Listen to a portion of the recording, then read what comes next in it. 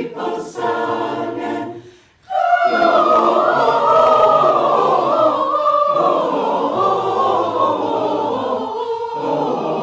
Gloria, Hosanna in excelsis.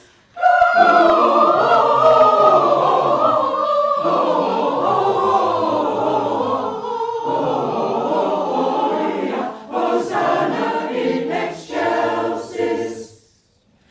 Pray you dutifully prime your hands in chime, ye ringers. May you beautifully rhyme your eve-time song, ye singers.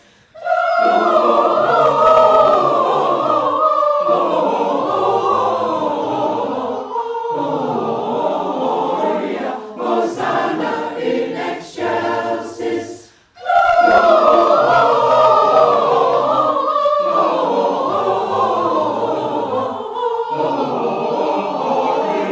Hosanna in excelsis. Ho, ho, ho! Merry Christmas!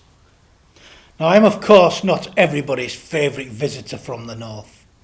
I am another larger-than-life character from a place not quite so far up north, though.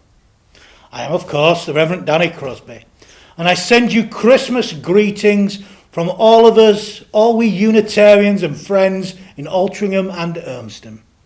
I wish you all a very Merry Christmas from all at Dunham Road, Unitarian Chapel, Altrincham, and Queen's Road, Unitarian Free Church, Urmston. May you both give and receive many blessings this Christmas time. May you give from your hearts, and may you receive all that your hearts desire. Merry Christmas, one and all. Now, Christmas truly is the time for giving and forgetting. It begins with giving and receiving gifts and moves on to forgiving those past hurts and perhaps forgetting those resentments that we carry with us. It's a time of healing and of coming together in the spirit of love that comes in human form. Now, I'm sure we've all received some wonderful gifts at Christmas and some pretty awful ones too. But as they say, it's the thought that counts. Now, whenever I hear the phrase, it's the thought that counts, I always think of my brother and the time he was a poor music student in the late 1980s. He was studying in Leeds and would often walk from Headingley to Birstall some 11 miles because he couldn't afford the bus fare home.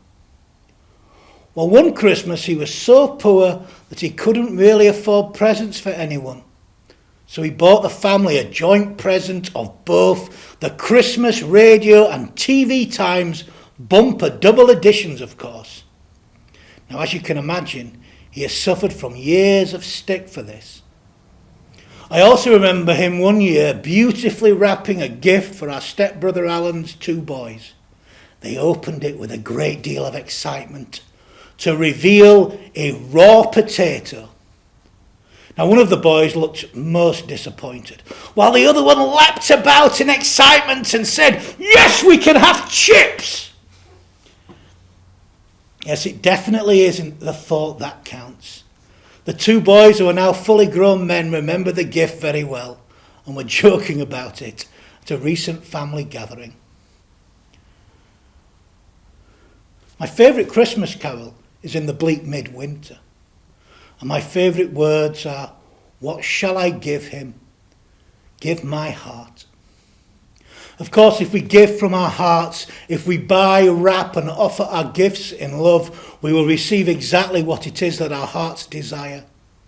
For it truly is in giving that we receive. This is where the Christmas magic incarnates in our very lives. When we give with our hearts to and for others, we truly receive all that we could have ever wished for. The Christmas mythos is that of perfect love incarnating in human form. Well, that love can manifest itself today in our hearts and lives. We all have the capacity for great good if we would but feed the good wolf within each of us. It is surely here that the hope for the whole of humanity lies. If we feed the loving wolf within ourselves, then the wolf of hate and fear, it dies off. If we do this, we have already begun to spread love, and we have begun to bring joy to the world. There is so much that is wrong with our world. Watching the news each night highlights this. So much destruction, so little love. There is so much that mocks those bells at Christmas time. And there does indeed seem to be a deficit of peace on earth and goodwill to all. I do not believe it has to be like that. We can incarnate that love in our lives, and we can begin to spread it out into our world. We can create tidal waves of compassion that can swamp the whole earth. So how do we achieve this? Well, it begins as we pay attention to the love that we feel for those that we buy or make our gifts for. It continues as we take time to wrap those gifts, and it really comes to life as we give them to those we love, and we experience that moment of magic as they open them. It is in these moments that we come to know that the gift truly is in the giving. What can I give him, poor as I am? If I were a shepherd, I would bring a lamb. If I were a wise man, I would do my part. Yet what can I give him? Give him my heart. And if you do, it is you who will receive in abundance. Merry Christmas, one and all. Oh, we give thanks for this Christmas tide, for gathered here from far and wide, for this time we share with love and care. Oh, we give thanks for this Christmas tide. Oh, we give thanks for this Christmas tide. Oh, we give thanks for this Christmas tide. For gathered here from far and wide, for this time we share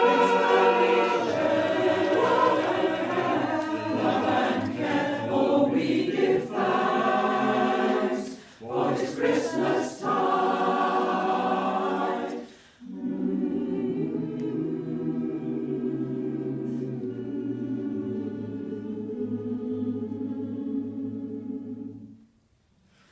Oh, we give thanks for this Christmas tide, for gathered here from far and wide, for this time we share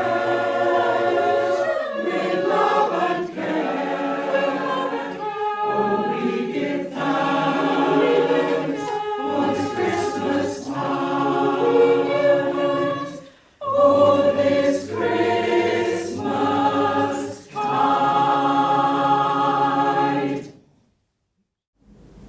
Christmas at Brook Street Chapel, Knutsford, is always a busy time. We have fundraising events as well as most churches and chapels do, but we also have our toy service at the beginning of December, which encourages our children to bring their old toys to be given to young people who live in poverty. We send a people carrier car full of toys and gifts. There's just enough room for the driver to fit, and they all go off to Wood Street Mission, which distributes them to the support of social services.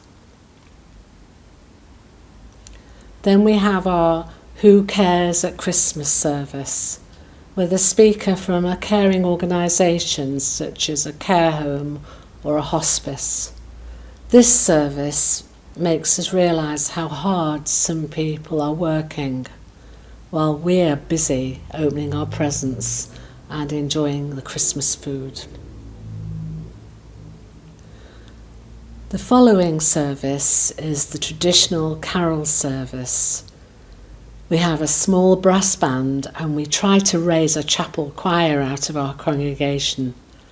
It's such a happy time, ending with mince pies all round. But perhaps my most favourite Christmas service is the one on Christmas Eve.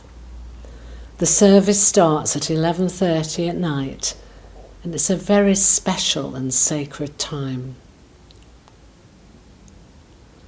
Last year, we decided to have a bit of a party before the Christmas Eve service. And we were thinking about those who live alone. It's a long night waiting for the time to go by before setting out for such a late service.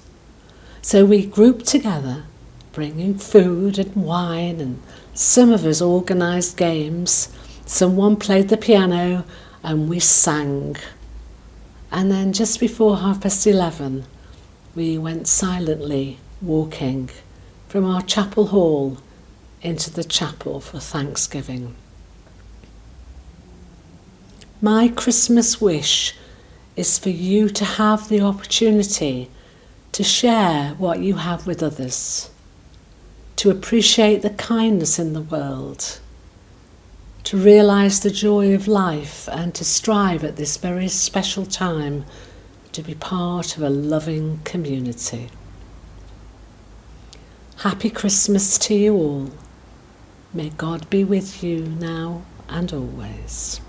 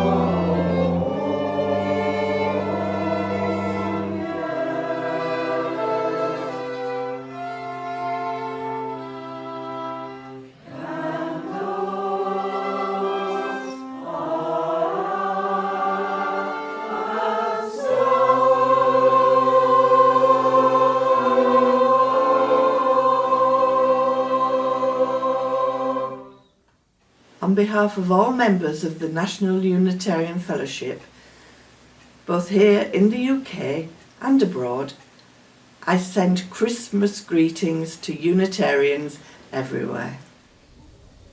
To light a fire is the instinctive and resistant act of man when at the winter ingress the curfew is surrounded throughout nature. Festive greetings from us all at Evesham Unitarians in the heart of Worcestershire. At this time of year, when it gets dark at 4 o'clock, I often think of those words from Hardy's Return of the Native, which I used for the chalice lighting in a recent service.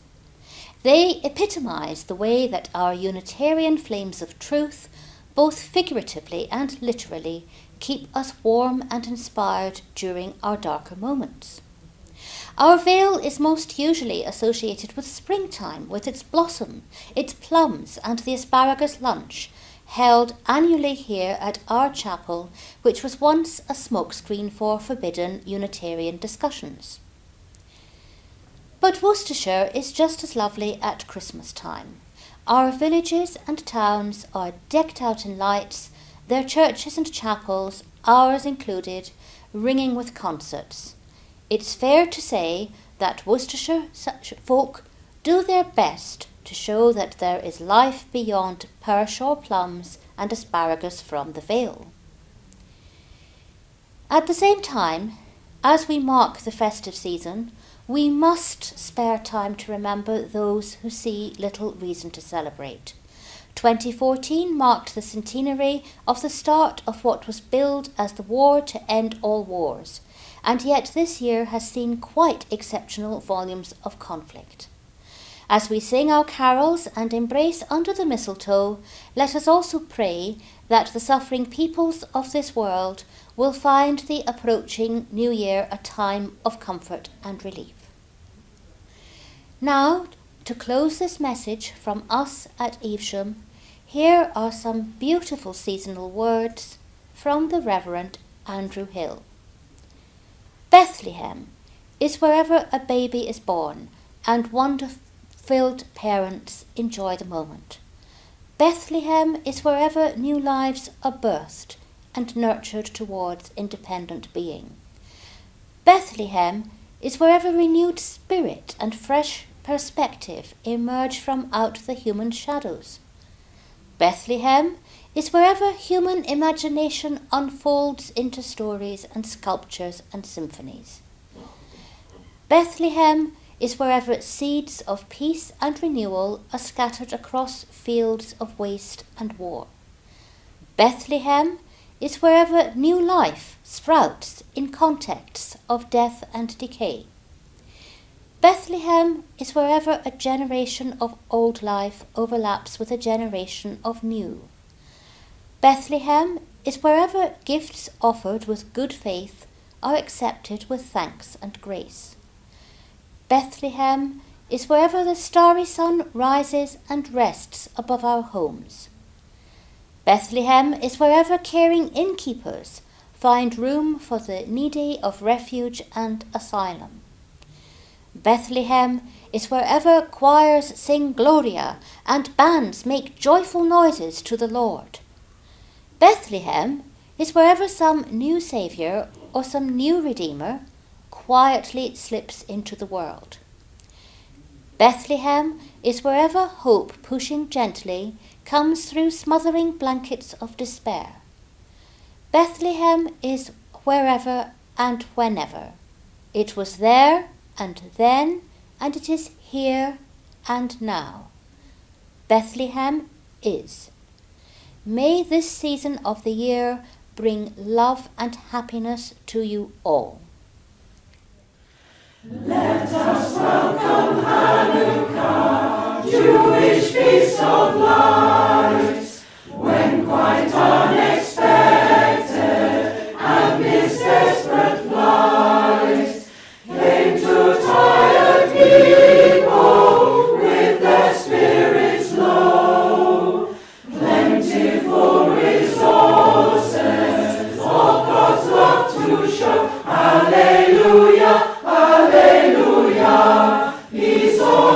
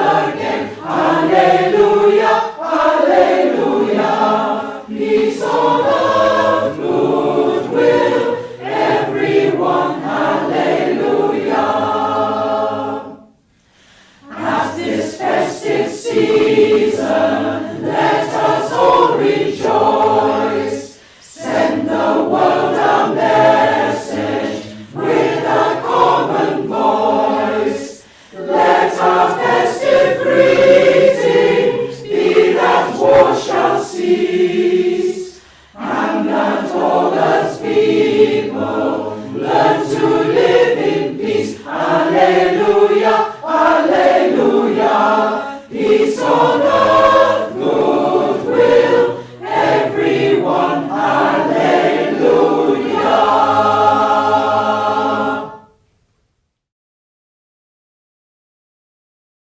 These words of Herbert Hitchin represent Christmas for people, whether they are members of a religious community or not.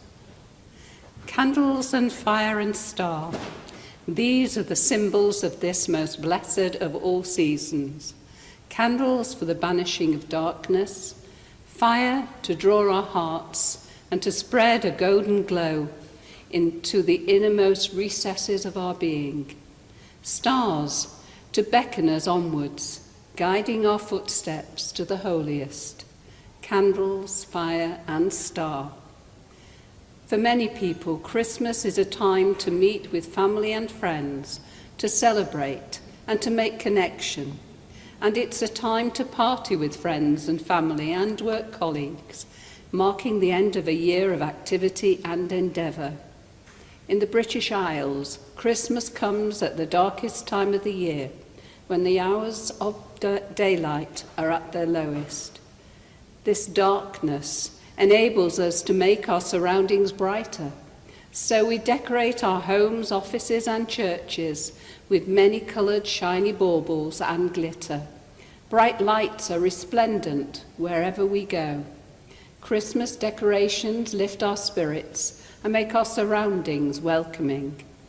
Life seems to be full of expectation, enjoyment and happiness. I recollect many family Christmases with our young son reading together over and over again Clement Moore's poem. 'Twas the night before Christmas, when all through the house not a creature was stirring, not even a mouse. The stockings were hung by the chimney with care, in hopes that St. Nicholas soon would be there. The children were nestled all snug in their beds, while visions of sugar plums danced in their heads. Just a taster of this delightful and atmospheric poem, published in 1823, but still relevant in the 21st century. Christmas time is a time of joy, but it can be for some a time of sorrow as well, a reminder of those we have lost in one way or another, who will not be with us around the Christmas dinner table. Christmas can be a time of remembrance, when we raise a glass to toast not only those present, but remember good times past, shared with loved ones who helped to shape the people we have become. We also have in mind those who are alone. In an ideal world, we instinctively feel no one should be alone at Christmas. One way to share and to be together at Christmas time is to sing. The carol is the real Christmas song. Carols are joyous songs. Percy Dreamer, in the Oxford Book of Carols, wrote, "Carols are songs with a religious impulse that are simple, hilarious, popular and modern. They are generally spontaneous, and their simplicity of form causes them at times to ramble like a ballad. The typical carol gives voice to the common emotions of healthy people in language that can be understood and music that can be shared by all. Here in the villages to the northwest of Sheffield, as in other parts of the country, there is a great tradition of the folk carol.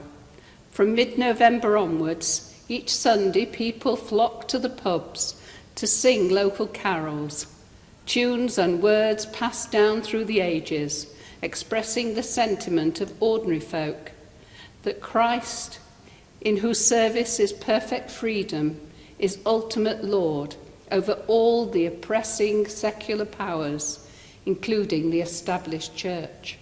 Small wonder then they were long banned. At the annual carol service at our Underbank Chapel in Stannington, a mix of local carols and traditional carols is sung accompanied by a local brass band. I have many happy memories of singing my favourite of many tunes for While Shepherds Watched. This has a joyous chorus of sweet bells, sweet chiming Christmas bells, they cheer us on our heavenly way, sweet chiming Christmas bells. And here at Upper Chapel, it is now an established tradition in early December each year for the Dickens Fellowship to stage a popular public reading of Dickens's The Christmas Carol. The Christmas tree, or Tannenbaum, is German in origin. In past times, the evergreen was considered to be related to the life-giving powers of the sun. Harold Bailey, in The Lost Language of Symbolism, says that the name fir may be equated with fire. Holly and mistletoe were used in Druid worship. The Druids esteem nothing more sacred than the mistletoe and the tree on which it grows, provided that tree is an oak. The holly shrub's thorns are supposed to ward away evil spirits.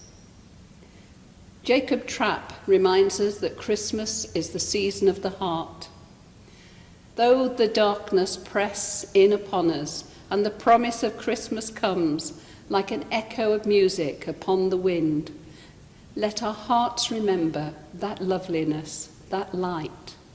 And a past minister of Upper Chapel, Conrad Dipple, once wrote, "Let us enter into this Christmas with the strength of imagination. Let us not stumble on words or be caught up by images that do not seem to represent us. Let us transcend them, all with the strength of imagination, so that the essence, the meaning and the truth are ours to use. And then let us use them with continual imagination to discover fruitful ways to improve life around us. Let us stand beneath that special starlight of Christmas, find our neighbours in its special glow, then warm our hands against the brightness of winter night air with the special warmth that's found between people who care." Such notions seem a long way away from the pressured world of the harassed mum. It is usually mum, in the run-up to Christmas, wondering about getting the right presents for the kids, the massive shopping list for that special meal, the family tensions with uncles and aunts and others who are too easily ready to feel slighted one way or another. Preparing for Christmas can seem more like a recipe for complete exhaustion and breakdown, hardly the Christian time of joyous preparation for the coming of the light of the world.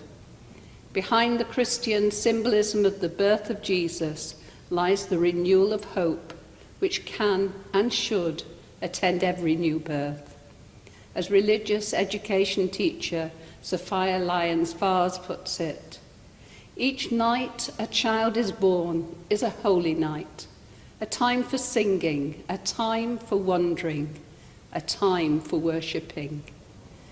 And Richard Gilbert muses, "Faith, hope, love, these three I offer you this season.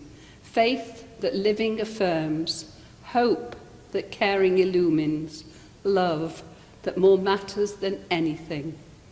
Faith, hope, love, these three, not as gifts I offer them, for they are not mine to give. They are yours and mine to share. Humbly with one another, fumbling we hold their presence in our hands. Faintly we speak the trembling words, faith, hope, love. These three I offer you this season." We all need this reminder of how faith, hope and love can speak to us at this darkest time of the year. May you find your own special joy this Christmas tide. Happy Christmas to you all.